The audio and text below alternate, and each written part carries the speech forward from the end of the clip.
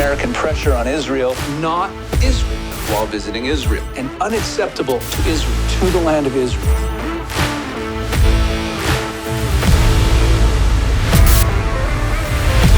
Welcome to Eyes on Israel. I'm Rabbi Pesach Walicki. On February 1st of this year, President Joe Biden issued an executive order titled Executive Order on Imposing Certain Sanctions on Persons Undermining Peace, Security, and Stability in the West Bank. The order cites, quote, high levels of extremist settler violence, forced displacement of people and villages, and property destruction, end quote, by Israelis against Palestinians, and calls for sanctions against any person or entity that directly or indirectly opposes the U.S. policy advocating a two-state solution. The order even goes so far as to claim that this supposed surge in settler violence poses a threat to U.S. national security. In other words, let's say you make a donation to an organization that helps strengthen the Jewish communities of Judea and Samaria, or you advocate against a two-state solution publicly. You could be defined as indirectly supporting attempts to undermine U.S. foreign policy and be sanctioned under this executive order. On the day the executive order was issued, the U.S. sanctioned 4 Israeli citizens and have since added more names to the list. As Prime Minister Netanyahu pointed out at the time the order was issued, the Israeli communities of Judea and Samaria are overwhelmingly law-abiding Israeli citizens. Israeli law enforcement prosecutes all criminal activity. There's no need for an executive order from the United States president sanctioning Israelis. And in fact, the Israelis who've been sanctioned were guilty of no crime. And that gets us right to the point. The first premise of this executive order is that there has been a surge in, quote, settler violence. You may have heard about this in mainstream media yourself. But here's the thing. It's a lie. There is no surge in settler violence. It's all made up. IDF data shows that violent incidents by Israeli civilians against Palestinian Arabs in October 2023 were actually down 31% over October 2022. And they were 55% lower in November 2023 than in November 2022. The second premise of the executive order is that this fictional surge in settler violence poses a national security threat to the United States.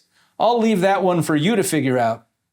Joining me now is Mark Zell, chairman of Republicans Overseas in Israel, vice president and general counsel for Republicans Overseas internationally, and an international lawyer who has been on this executive order since the day it was issued.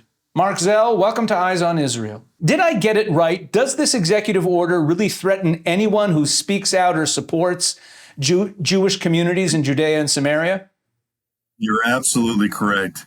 And not only does it apply to anybody that opposes U.S. foreign policy goals as articulated in the preamble, which you read for your viewers, it also makes any government official who supports these policies that the U.S. government does not agree with subject to sanctions. That could be Prime Minister Netanyahu, any member of the Israeli government, any local government official, any member of the Israeli police or army, not to mention local government officials in Judea and Samaria, or any place for that matter. The other thing, well, let me go. Let you take it from there. No, it sounds like this is just a move by the Biden administration to try to squeeze out and strangle all the efforts in Israel to support the communities of Judea and Samaria. Yeah, I think one of the things your viewers might be interested in is what these sanctions are. The sanctions are described in Section 1 of the part of the executive order, which you didn't read, and that says that if the sanctions are applicable to a foreign person or to anybody who directly or indirectly supports that foreign person or materially assists them, then all property and interests in property that are in the United States that hereafter come within the United States or here or hereafter come within the possession or control of any United States person like yourself, Pesach, or even any of your listeners or viewers in the United States, including any foreign branch of a bank or located in the United States, all their property can become frozen. That is, they can't be transferred, paid, exported, withdrawn, or otherwise dealt in. I mean, for some of the people that are already been subject to these sanctions, the economic sanctions are formidable and really life-threatening. But it goes beyond that, because the executive order doesn't only impose financial sanctions, it also is imposed on black persons who are in the United States under a visa or want to come to the United States and visit and speak with churches and synagogues or community organizations about what's happening in Israel, Judea and Samaria and so on. They can be excluded from the United States, or if they're here or in the United States, can be deported. So that means that someone who just speaks out against U.S. foreign policy, who speaks out against a two-state solution, someone like myself who writes op-eds and has a show and speaks out publicly against the Biden administration's policies, I could fall under those sanctions just for voicing those opinions. Well, you can if you are a foreign person. And that's one of the other issues about this executive order, which is highly troubling. It's almost impossible to understand. The issue you've just raised, for example, I'm a U.S. and Israeli citizen. As am I. Now, does that make me a foreign person within the meaning of this executive order? You don't know. You can't tell. Tell me what's happened since the EO. I know that you've been involved in some challenges to it. What's going on the legal front? What's happening on behalf of those who've been sanctioned to challenge this? Well, there are two types of legal actions that are happening now, or maybe three. One concerns the people that have already been blocked. So there are three types of things that have been going on now.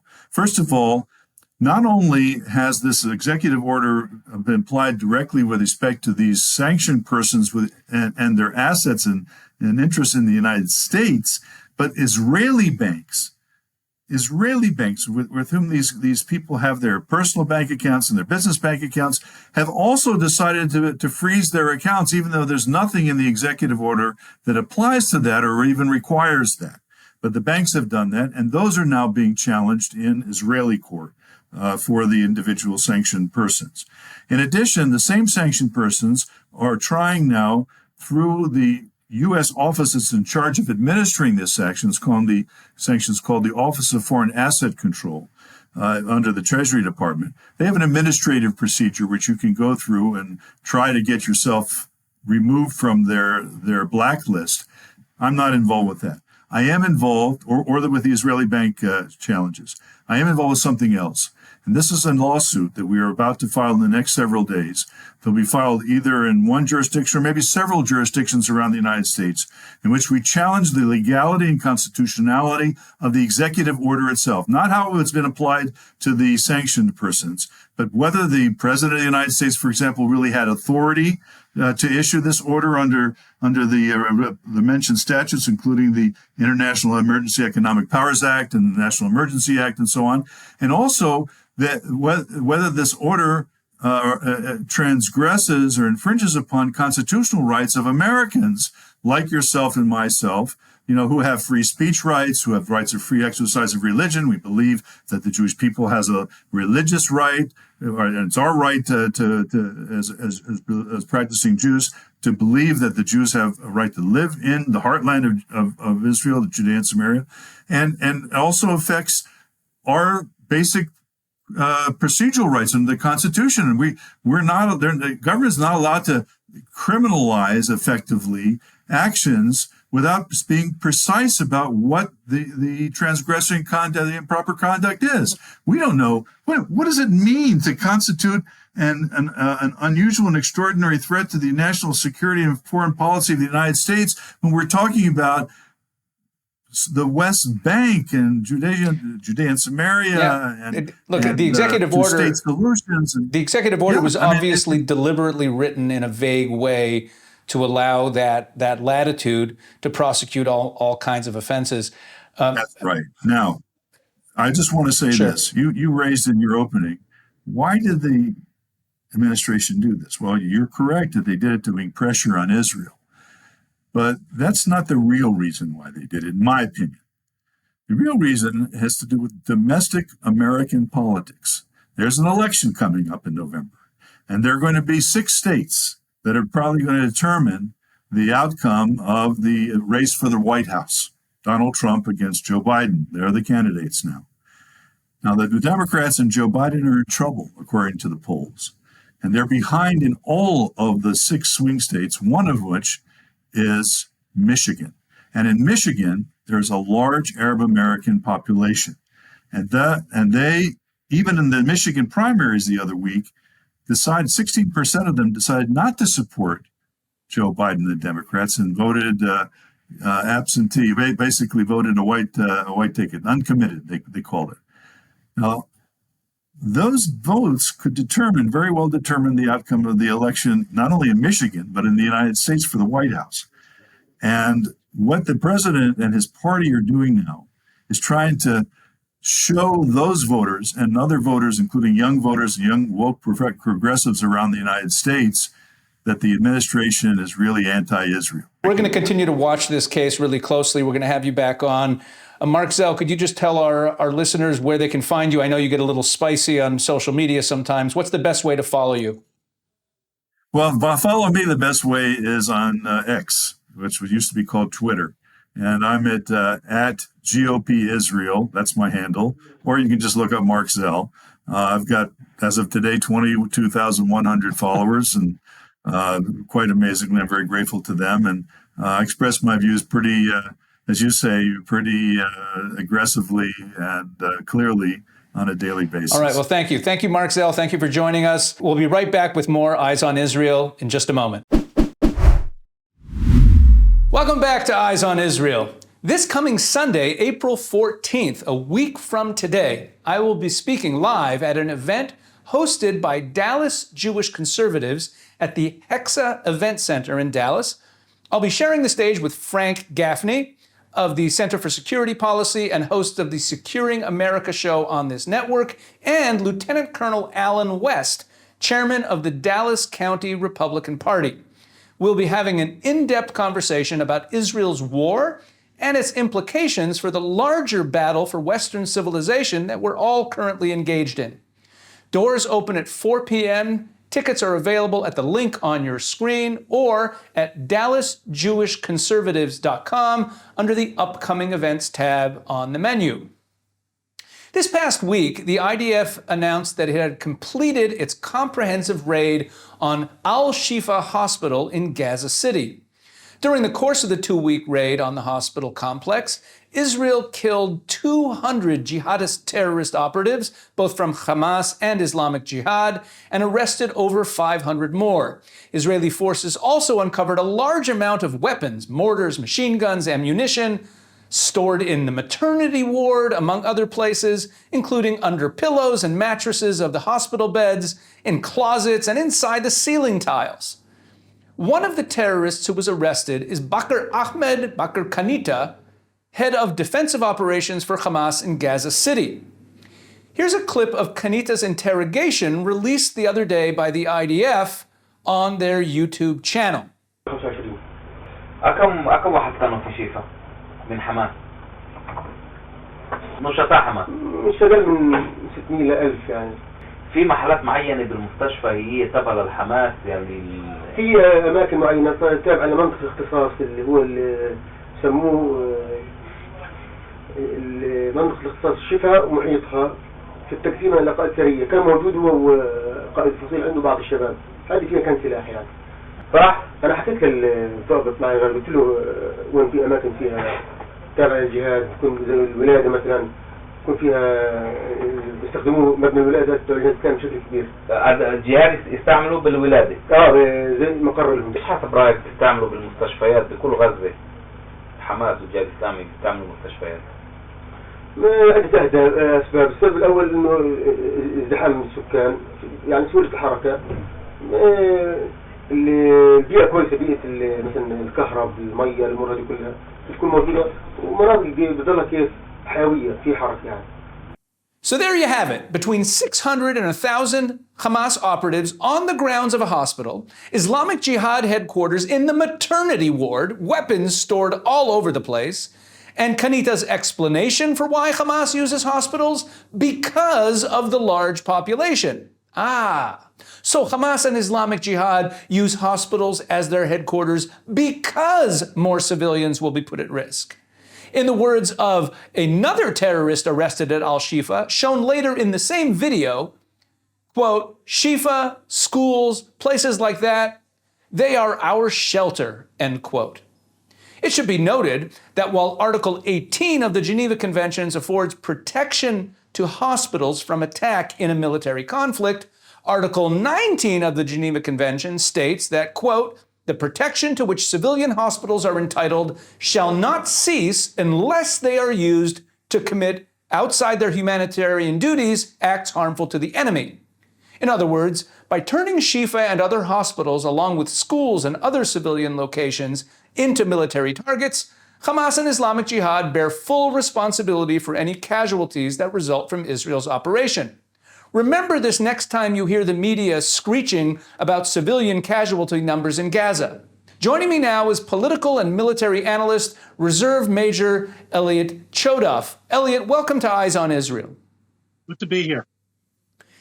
So, Elliot, we just finished this Shifa operation, and there's one thing that I need to understand, I need to make sense of, which I didn't mention in my opening, which is that the Shifa hospital is in Gaza City, which is in the northern part of the Gaza Strip.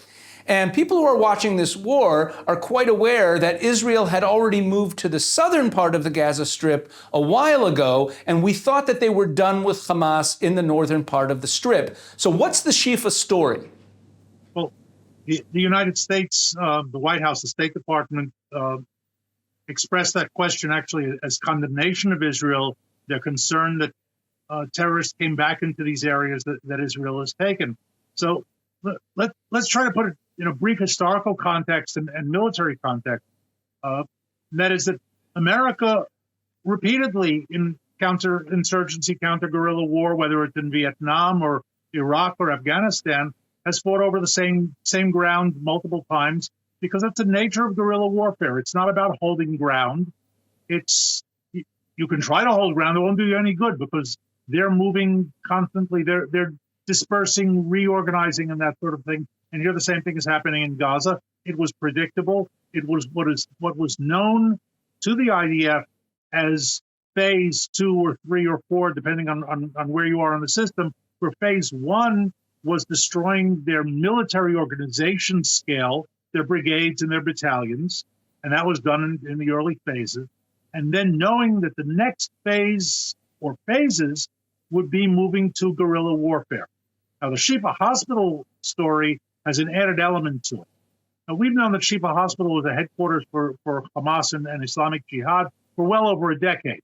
It wasn't on the scale that it has been over the past months until we went in the first time. The tunnel network, of course, surprised us to a certain extent, not in its existence, but in its extent and its depth. So they feel very comfortable in there. When we went in the first time, we apparently didn't find all of the infrastructure. And here, let's say there were two possibilities, and I don't know which is which. I would like to think that it's the first, and that is that we baited them to go back in so that we could, catch them there. But we don't have to go quite that far. And that is, they went back to where they thought they were safe. At one stage or another, early on, I think, Israeli intelligence began to note the resurgence of the use of Shifa Hospital. And we put together this operation. Took a bit of time, I think, intentionally here to allow them to feel confident, to get things running in there. As you mentioned, we've captured at least 500 terrorists, and it's a round number. It's more than 500. We've killed over 200. So here, let's put this in military terms. This is not a haven for a couple of terrorist cells. This is a military base on the scale of a battalion. with Right, headquarters. and as I said in my intro, based on the Geneva Conventions, it kind of loses its status as a hospital. Talk about that a bit. Okay, first of all, it totally loses its status as a hospital. The framers of Geneva after World War II were not naive. They wanted to maintain some sort of humanity in war, especially vis-a-vis civilians. It includes prisoners of war and other non-combatants, however they get to that stage. But they weren't naive and they weren't stupid. And they knew that if they were going to place certain areas like hospitals into a safe zone of sanctions, then they've got to also add the fact that if you abuse this, you lose it. And that's exactly what the Geneva Convention says. It's meant to deter abusers, except that if the abuser is Hamas or Islamic Jihad, not only doesn't it deter them, it attracts them, because not only does it give them cover, it gives them cover among the sick and the injured who they want to get killed.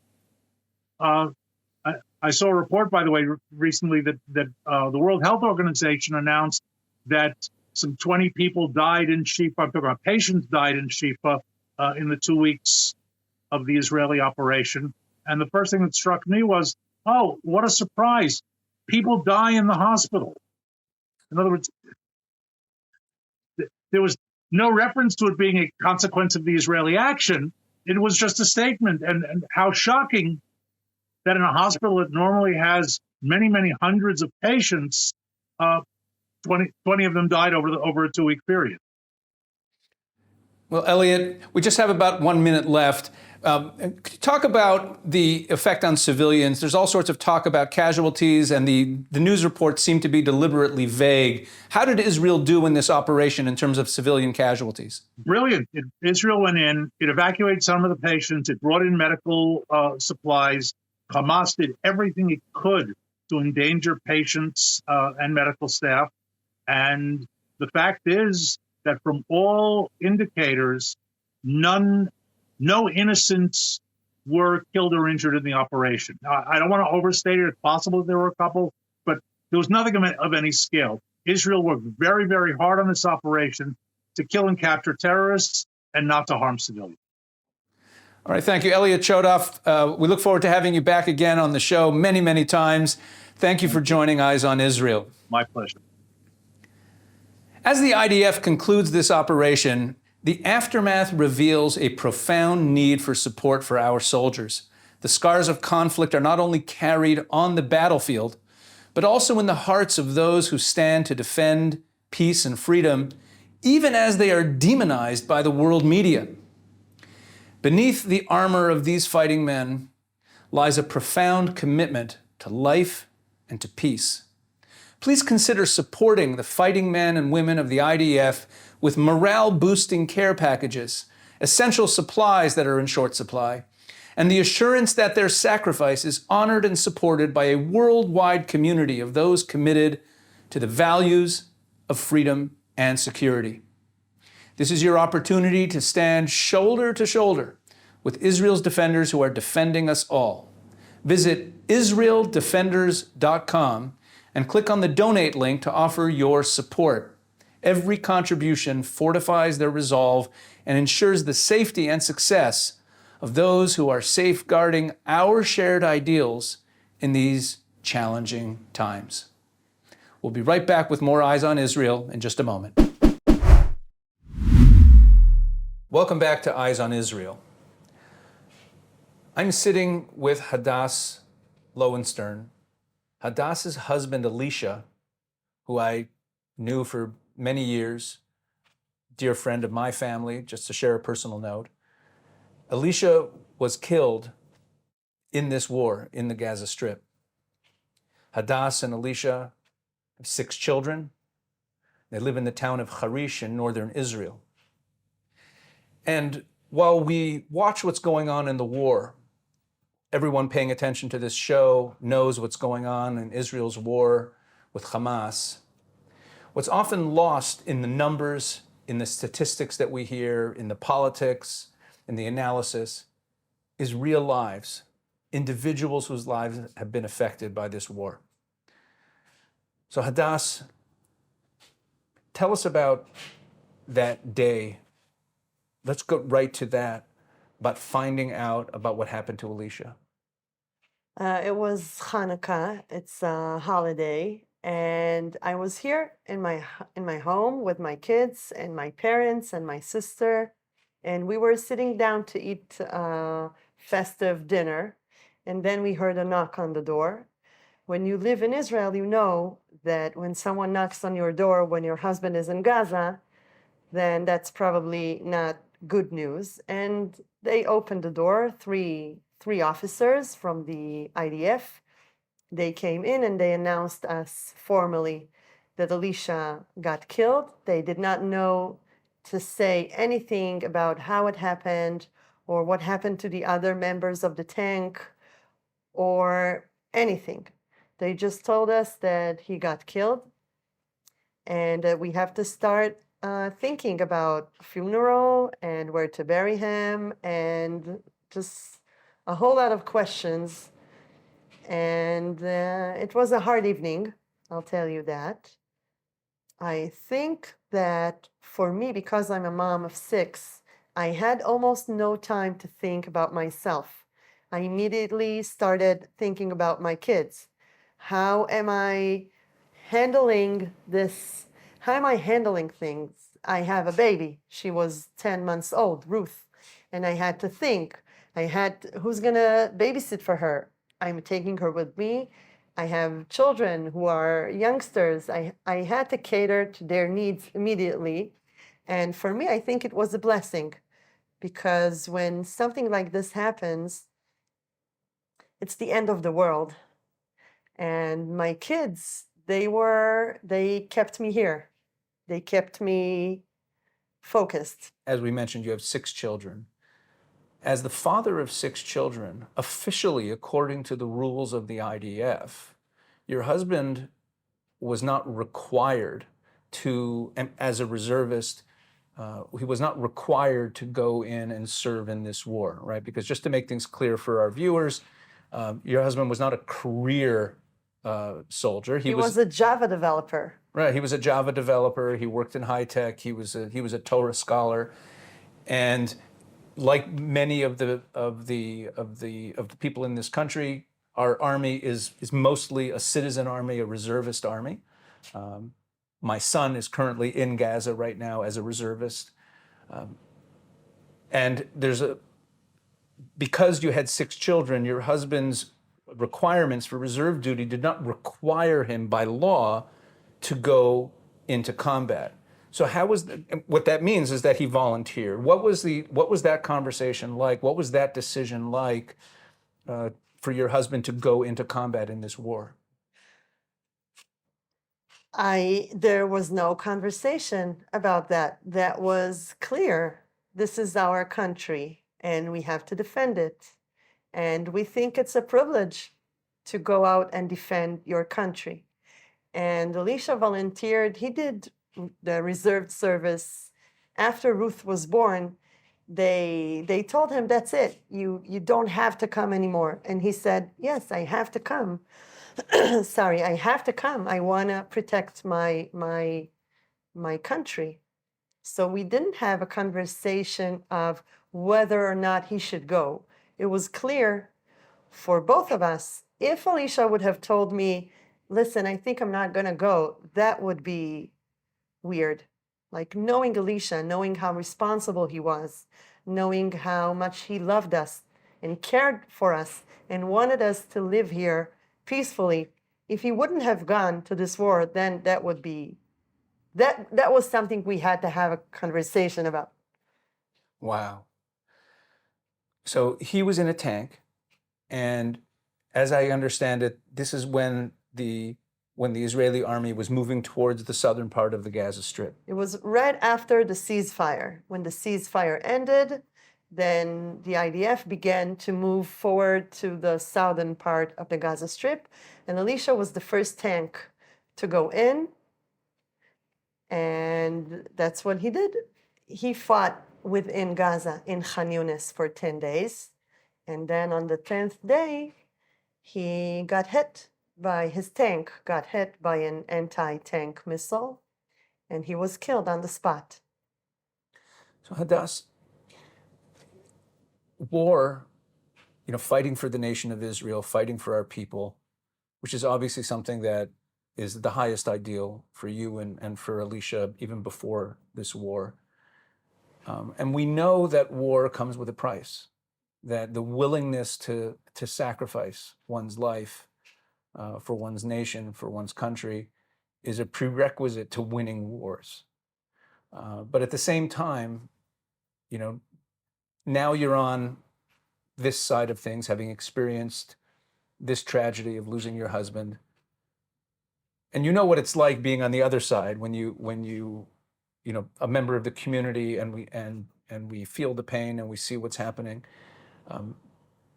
What does the meaning of that sacrifice mean to you now? Meaning, before it was probably more of a theoretical concept, self-sacrifice, but now that you're really experiencing it from a spiritual perspective, as dark as this period of your life is, what is that meaning? What meaning is there in that self-sacrifice? So first of all, it was never theoretic, because I have an uncle who was injured in the Yom Kippur War, and he was in hospitals for 5 years. And I have a cousin who was injured in the Second Lebanon War. And I grew up knowing people who got killed. So it was never theoretical. The word tragedy does not express what I feel. Talk about that. I feel that for 2,000 years, Jews were trying to defend themselves with both of their hands tied behind their backs. We had no country, we had no army.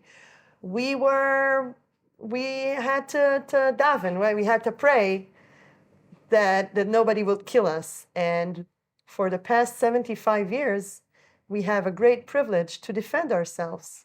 This is not a tragedy. This is war. War has prices, but our life here are so meaningful. And I still think the price is worthwhile. I love my husband. I love him. I wish I could have lived with him all my life. We had great plans. We wanted to see our kids grow old. I love Alicia, but it's not a private story. It's about the state of Israel, which is threatened daily. And we each do our best to defend our country. So Hadass, with the few minutes that we have left, if you could just share whatever you're willing to share about how your children have been dealing with this, and what that's looked like as a mother. That's a good question. First of all, I have 6 children, so each one of them deals differently. And it's like last week, someone was okay, but then this week, everything collapsed. So I can't say anything which is general and fits everything.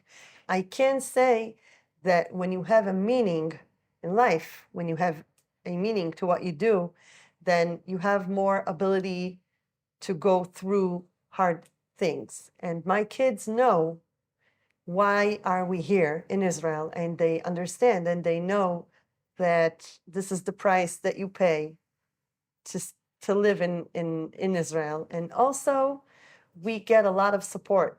We have a good family. You know some of my family, so you know how much support and love we get.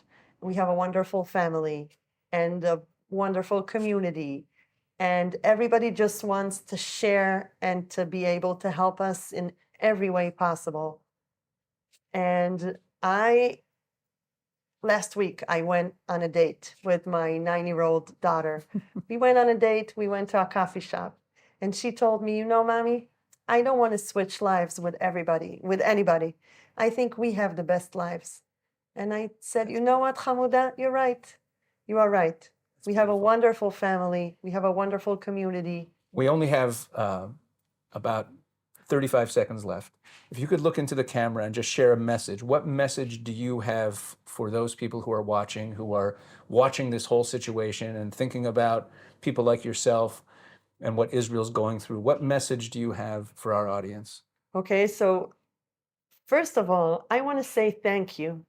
I want to say thank you that you are listening and trying to really understand what is going on in Israel, and that you are not just going with the flow, because the flow in this case is wrong. And some of the people who are talking about Israel and what it does have never been to Israel, and they don't really know us. We are real people, and we are people who love peace and who want to make this world a better place and to live our lives and to raise our children. So I just want to say thank you for taking the time to try and understand what is really going on in Israel. God bless you, Hadass. Thank you for doing this, and may God shine his light on you and really look after you and your family. You're an inspiration. Thank you. Welcome back. I recently took the opportunity to visit the birthplace of the Jewish people, the city of Hebron in English, the site of the tomb of the patriarchs where the forefathers and mothers of Israel are buried, and where King David first established his kingdom. But Hebron is not just a biblical city. There was a continuous Jewish community in Hebron from biblical times till 1929, when jihadist Muslims murdered 67 Jews, leading the British authorities to evacuate the Jewish community. Jews then returned to Hebron after Israel's victory in the Six-Day War in 1967. While visiting Hebron, I took some time to pray at the Cave of the Patriarchs, and I met with leaders of the Hebron Jewish community. I'm standing in the city of Hebron in English, the city of the patriarchs. The building behind me was built by King Herod over 2,000 years ago as a place of worship over Ma'arat HaMachpelah, the double cave as it's called in the Bible, otherwise known as the Cave of the Patriarchs.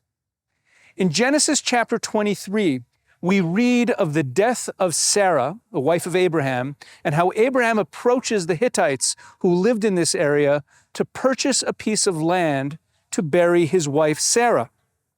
Now, Abraham didn't want it as a gift. When he asked the Hittites for a burial place for Sarah, they offered to give him the burial place as a gift, but he insisted on paying. And the Bible there in chapter 23 goes into great detail of how much money exactly Abraham paid and how he immediately used it as a burial site, expressing his ownership over the place.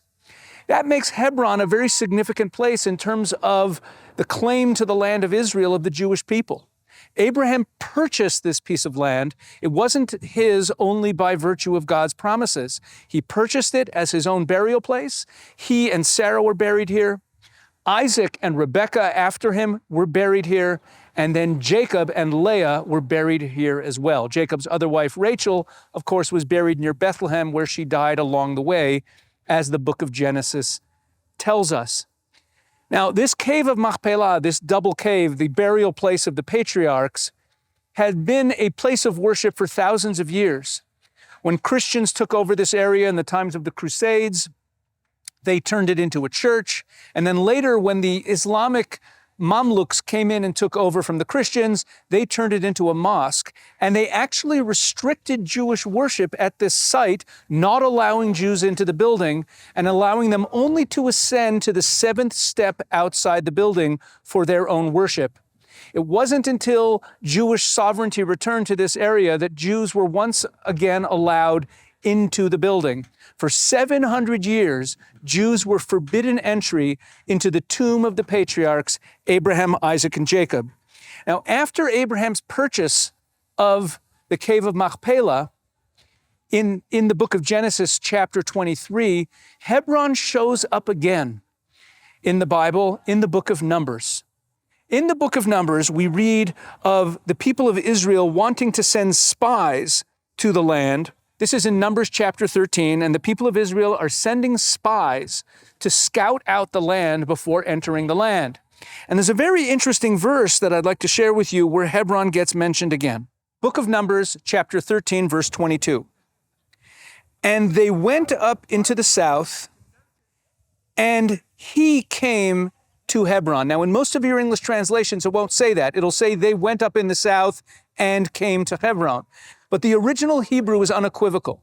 The original Hebrew changes from plural to singular, meaning the beginning of the verse here says, and they went up to the south, meaning they came up from the Sinai desert up into the south of Israel. And then it says in the singular, and he came to Hebron. A very strange change from plural to singular in the verse. Now, the Bible's full of little nuances like this that don't make it into your English translations.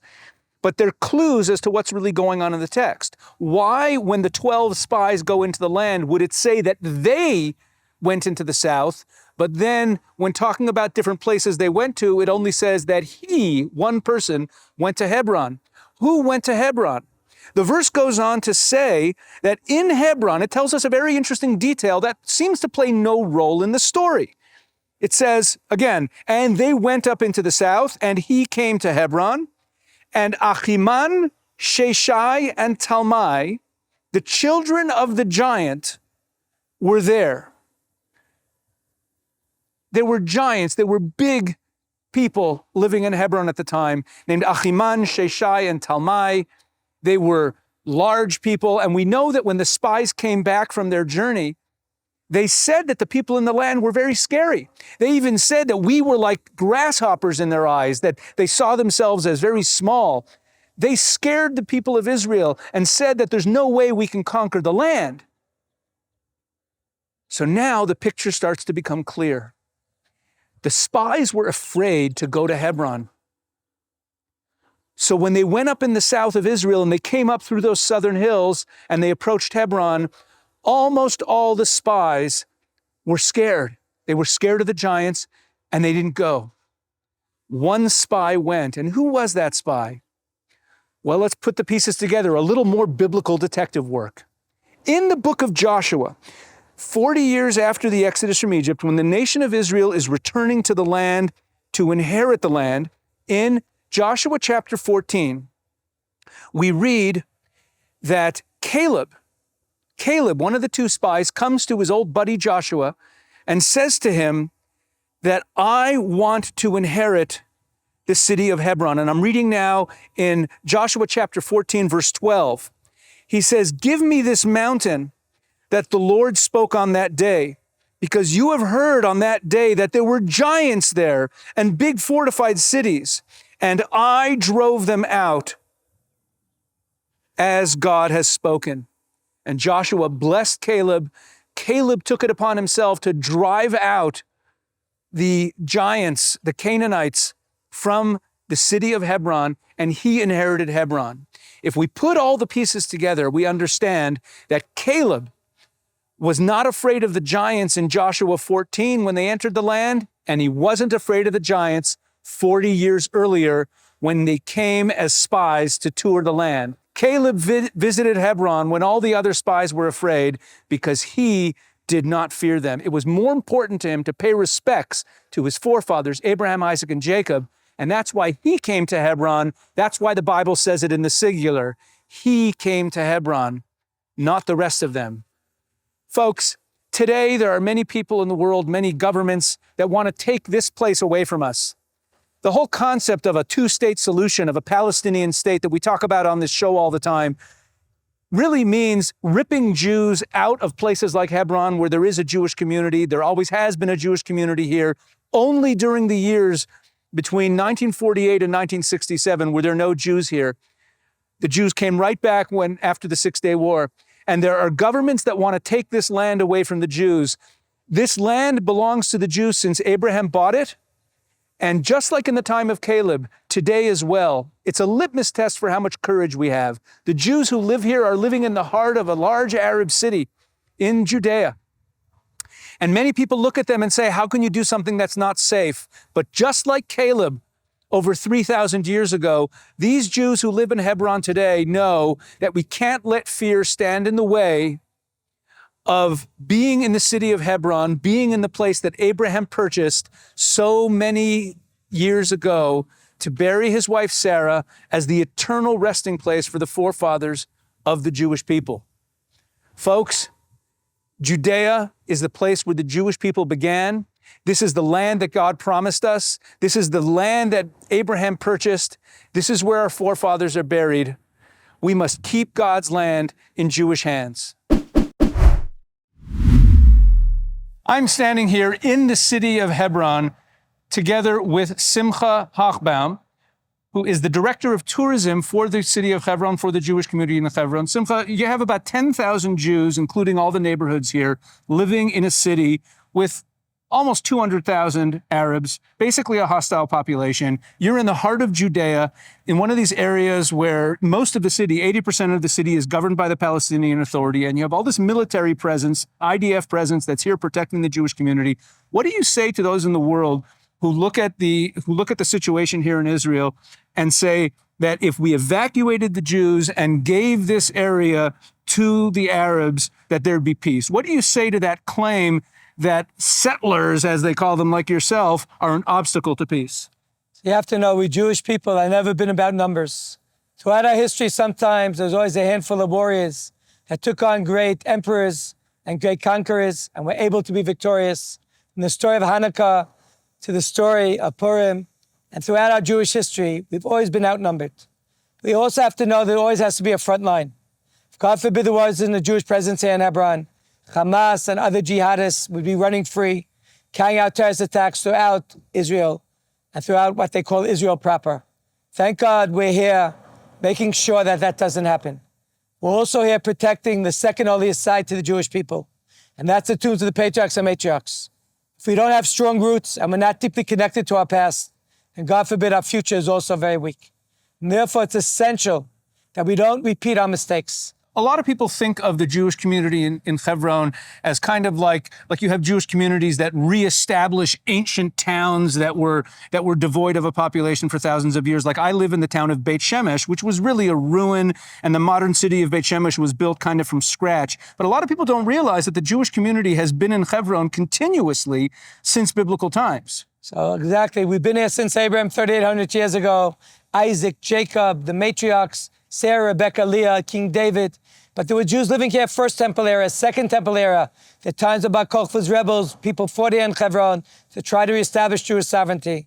And we have tons of records of a constant Jewish presence here, whether it's charity letters that went out from the Jews of Hebron to the diaspora asking for financial help before the holiday season. But there was a constant presence of Jews here, both Sephardic Jews. In the early 1800s, already Ashkenazi Jews started to come here. There's been a constant presence till 1929. You can't claim you murder us and then the British evacuate us and force us out and then say, oh, you weren't here. But we've been here straight through. The little gap between 29 and 67. Please God will continue to be here and strengthen and grow and expand throughout the city.